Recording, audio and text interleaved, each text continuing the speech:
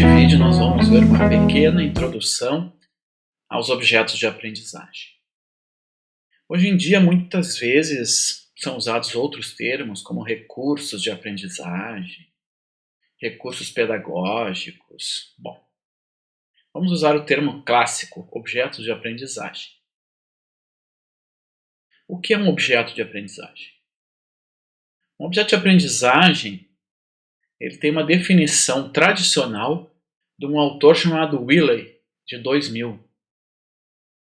E ele diz o seguinte: objeto de aprendizagem é qualquer recurso digital que pode ser reusado para apoiar a aprendizagem. Por que ele faz essa definição? Porque se a gente pensar bem, um quadro negro poderia ser chamado de objeto de aprendizagem. É um objeto que eu utilizo para a aprendizagem dos alunos.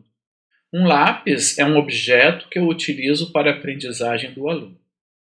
No entanto, toda a área de conhecimento acaba delimitando a nomenclatura, acaba delimitando os conceitos para que a conversa, para que as discussões utilizem um vocabulário comum. Nessa definição do Wiley, existe essa delimitação. Então, um recurso digital já elimina o quadro negro, o lápis. Então, há uma limitação de escopo. É a primeira questão dessa definição do Wiley. Recurso digital. Segunda coisa importante, a possibilidade desse objeto, desta coisa, ser reutilizada. Então, não é, o fato de eu dar uma aula por videoconferência não torna aquela videoconferência um objeto de aprendizagem, se ela não for gravada, por exemplo, porque aquela videoconferência não vai poder ser reutilizada, embora seja um recurso digital. E a última questão é que, evidentemente, a intenção de um objeto de aprendizagem é proporcionar aprendizagem. Então, as três características dessa definição são: tem que ser uma coisa digital, tem que ser uma coisa que pode ser reutilizada e tem que ser uma coisa que proporciona o aprendizado. Isso é um objeto de aprendizagem. Tem outra definição, por exemplo, que eu apresento aqui, que é uma definição da professora Liane Tarouco, de 2003, em que ela escreve: um objeto de aprendizagem é qualquer recurso suplementar ao processo de aprendizagem, que pode ser reusado para apoiar a aprendizagem. Normalmente esses termos são aplicados a materiais educacionais projetados e construídos em pequenos conjuntos, pequenos blocos. E esse recurso pode ser reutilizado. Então, o que tem de diferente nessa definição da Liane? Não que outros autores também já não tivessem percebido isso. É essa questão dos objetos de aprendizagem serem construídos em pequenos conjuntos. Para quê? Para eu poder combinar estes conjuntos, combinar estes blocos, para formar outros objetos de aprendizagem. E a outra questão importante é que um objeto de aprendizagem ele é autocontido, ele tem que proporcionar alguma aprendizagem. Ele não pode depender de um outro bloco. Então ele tem que ser autocontido ao mesmo tempo que ele tem que permitir a combinação. Exemplos de objetos de aprendizagem: textos disponibilizados em páginas, hipertextos, imagens, simulações, jogos, exercícios, animações. Tudo isso que a gente utiliza como material didático a partir de meios digitais são exemplos de objetos de aprendizagem.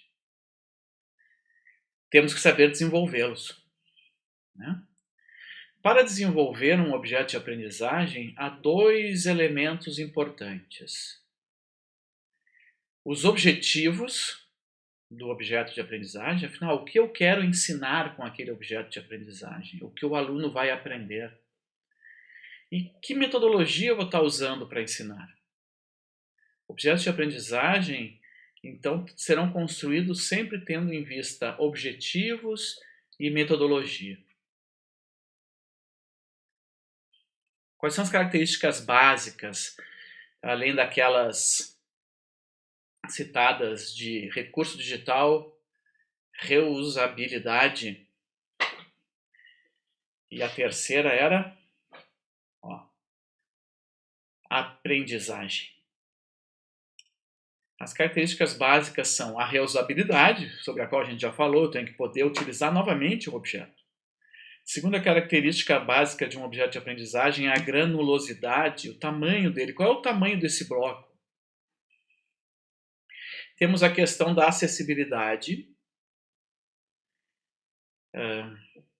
em que é importante determinar se esse objeto de aprendizagem pode ser utilizado em vários lugares, em vários ambientes, em vários hardwares, em vários softwares.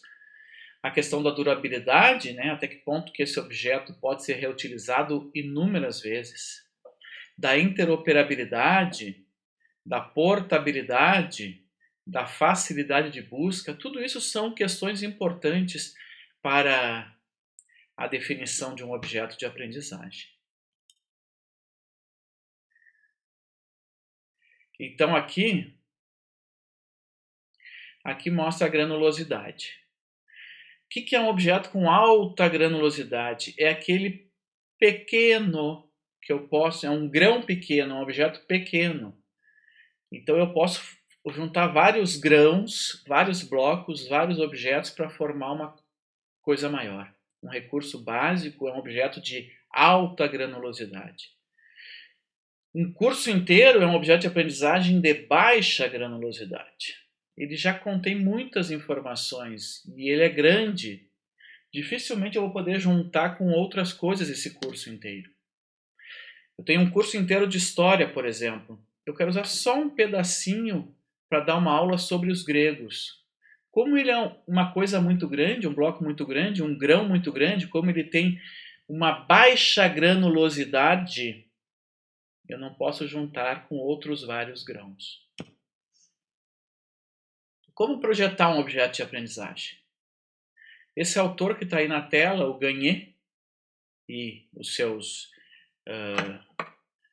colaboradores, em 2005 eles definiram que a gente precisa perceber o objetivo do material pedagógico, qual é o público-alvo, qual é a interface que eu vou utilizar nesse objeto de aprendizagem, quais são as estratégias de interatividade que eu terei com os estudantes, quais são as ferramentas que eu vou utilizar para construir o objeto de aprendizagem e quais são os recursos humanos e financeiros que eu tenho disponíveis para essa construção.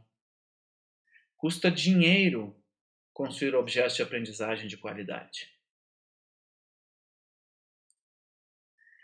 Em relação aos pressupostos pedagógicos, eu vou apresentar no slide seguinte um quadro que mostra como, de acordo com os pressupostos pedagógicos, eu vou construir objetos de aprendizagem de maneira diferente. Tá? Então esse quadro vai mostrar, por exemplo, nessa primeira tela, se eu quiser usar como pressuposto pedagógico, como teoria de aprendizagem o construtivismo, eu vou ter que fazer blogs, hipertextos, usar as redes sociais, fóruns de discussão, chats, estudos de casos, simulações, imagens, né?